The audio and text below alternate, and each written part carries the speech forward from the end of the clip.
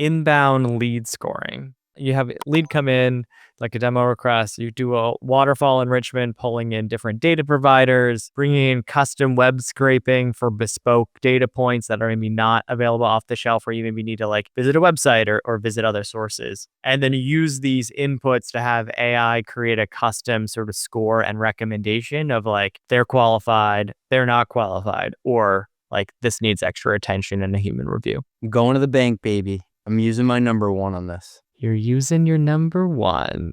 Interesting. Why is that? I've seen how marketing ops teams work, and it is a total cluster to filter all these different criteria into a clean lead score. It takes a while. It's often fraught with assumptions that you don't remember why you made them. And if you're a company that is filtering through a lot, like if it's successful, it gets harder at scale to score the leads. And if you're getting better leads over time, then you want to know what the newest ones are, the incremental ones are relative to the latest batch, not like all time. So I look at lead scoring as something that's in that messy middle where like there is a path that you can get some of it done deterministically. And there's a path where you have somebody literally look through each account and score based on their own like mental view of it. But this feels like something that blends a ton of data from disparate sources and has the context of other accounts that you're not going to be able to remember off the bat. Yeah, I like this use case a lot. Like I've built lead scoring. I've seen companies that have done, manual or like these super intense signals. And the super intense models will be like, all right, downloaded an ebook. That's plus 25 points. They like are in this geo. That's plus 10. They're in this geo. That's minus 5. And it's like super scientific. Some of the things just are so important, they kind of supersede everything else. And often like the data, it's like it's based on data, but like data's missing. And so that impacts the score. And like realistically, it's a judgment call. And I'd rather, instead of artificially constrain the data sources to like what you can measure and then having this like falsely precise thing, I'd rather just feed the available data and have like someone with some sort of reasoning capability to make a judgment call. That's what I was dancing around. There are way more judgment calls involved in this, and it's often different people making judgment calls in the same data set. If you're looking at a larger company, they could get classified as like so many different industry verticals. And so if you're like, hey, our top industries are X, Y, and Z. And so we're going to prioritize leads in X, Y, and Z. It's like, well, they've got a bunch of different divisions. Your like one size fits all classification is just not going to cover that. But you're probably going to want to talk to Boeing if they reach out. I messed this up my first ever internship.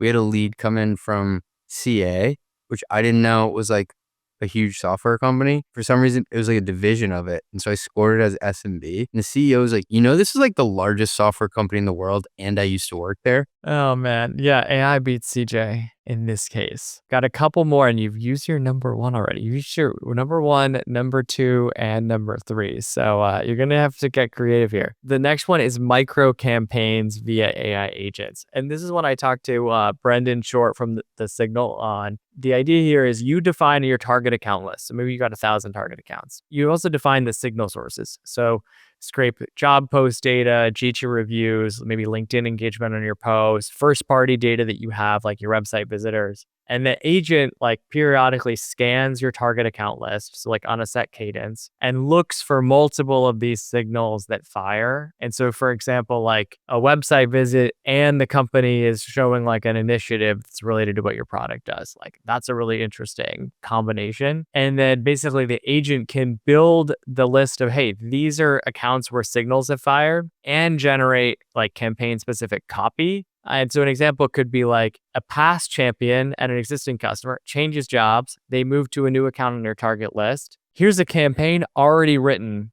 and scheduled to go after this audience. Does this exist today? Sophisticated teams are doing this, yeah. Used up my good ones. I only got 4 and 5 left. I guess I gotta go 4.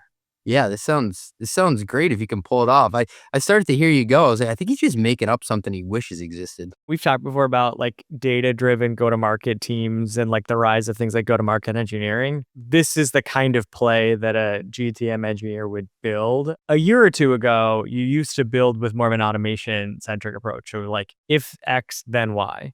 And the signals would be like, if a company have a job post that references something or what your product does, this is a signal. And now it's a little bit smarter where the signals are, you're looking for multiple signals, and you can use the signals to have much more customized copy drafted so that you know like why you're reaching out at the right time, and you have a message that feels tailored. Yeah, if I think about like what my wife used to do in ABM marketing, that was a heavy lift to try to create this type of engagement and specificity around the persona and the signal. So I think this is a great one if you can pull it off. All right, you ready for the last one here? Yeah, I mean, I guess it's number 5, but let's hear it. So the last one is a competitive intelligence co-pilot for sales. And so you feed your battle cards, your competitor comparison pages, your case studies, call transcripts, news sources, research, etc. And then that basically has all of your source of truth around the competitive information and why you're better than certain competitors, or what people should reference when talking about competitors. And then reps can then use this as a co-pilot on deals to get deal specific guidance. So it's like, hey, look, I'm working with a deal in SMB, and they mentioned comparing us against X, or they mentioned they already have Y competitor in place. What should I say on this deal to convince them to change? And who are our best case studies that have done this? I think this is really good because if you're a sales rep and say it's a big company that's had 4,000 customers, you're not gonna be able to remember them all. So if you could be like a health tech company post Series B, but not yet public, with 500 or more employees, blah, blah, blah, and you could surface something as a case study, and then also pull in the competitive intelligence of like, they just changed their pricing and packaging, and you're gonna get screwed based on what I know about how your company uses the product. I think that would be incredibly valuable. And I think in general, AI has made sales enablement so much more dynamic than it used to be.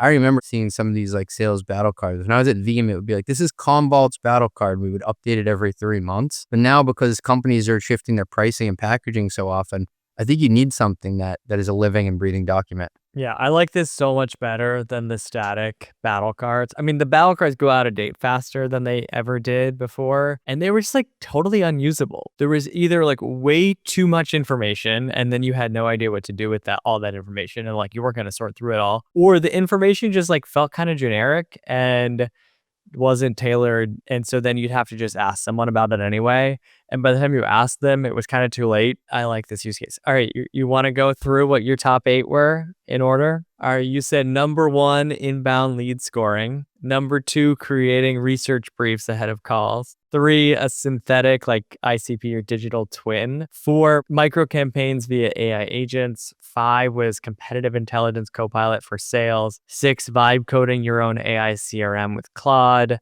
7 was writing LinkedIn posts in your voice. And 8 was a chief of staff for your VP or CMO. I think I got 8 right. I think if I was to go back, I would make 3 and 4, the micro campaigns and the battle cards, my 1 and 2. I kept some of the good ones. I was trying to hold off, and then I got excited and burnt my 1, 2, and 3, and I'm like, When I went all in on my newsletter, Growth Unhinged, last year, I quickly decided it was time to make the switch to Beehive. I chose Beehive because they're serious about powering the internet's best newsletters.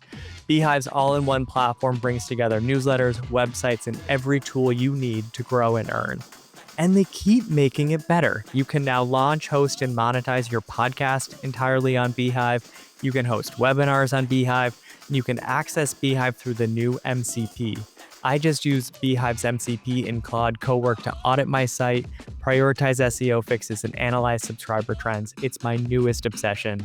If you care about owning your audience, Beehive is a no-brainer. Try Beehive for free by going to beehive.com. That's BEEHIIV.com. Use Kyle30 for 30% off your first 3 months.